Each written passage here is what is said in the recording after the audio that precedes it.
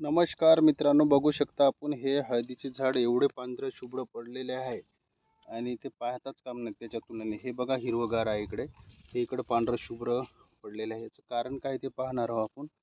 आणि याला एक औषधाचा स्प्रे करणार आहे आणि स्प्रे केल्याच्या नंतर आपण तिथे एक ओळखण करून ठेवणार आहे, जेणेकरून आपण खरंच औषधाचा त्याच्यावर असर होतो का कंपनी आपल्याला असंच काहीतरी म्हणतात हे आपण बघणार आहोत. तर बघू शकता हे 1 2 3 4 5 6 7 अशी झाडं एका साईडनं आहेत.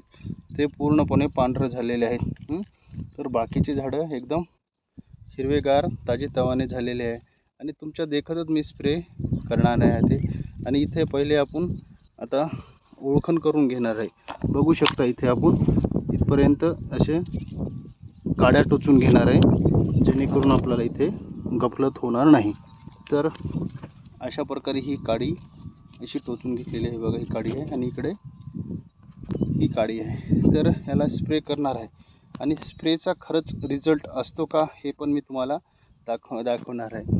तर बाकीचा प्लॉट पूर्णतः हिरवागार आहे हे तुम्हाला सांगायचं आहे आणि स्प्रेच्या माध्यमातून आपण आपला प्लॉट दाखवणार आहे. तर व्हिडिओवर नवीन जर असाल तर नक्कीच चॅनलला सबस्क्राईब करा, जुने जर असेल तर लाईक करा, जेणेकरून आपल्याला नवनवीन माहिती मिळेल.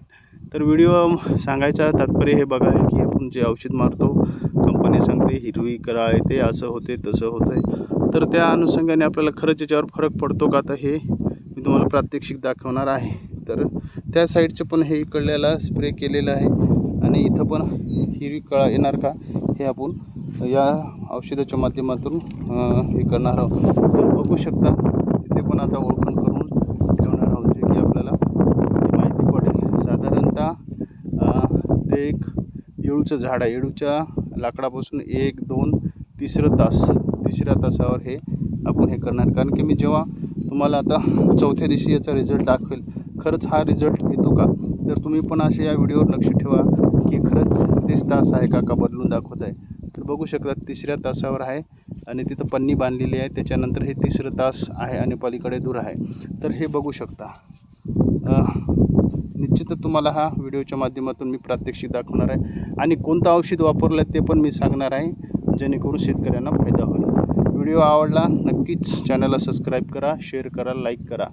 नक्कीच हळदीविषयी अधिकाधिक माहिती देण्यासाठी मी तुम्हाला सहकार्य करेल. धन्यवाद.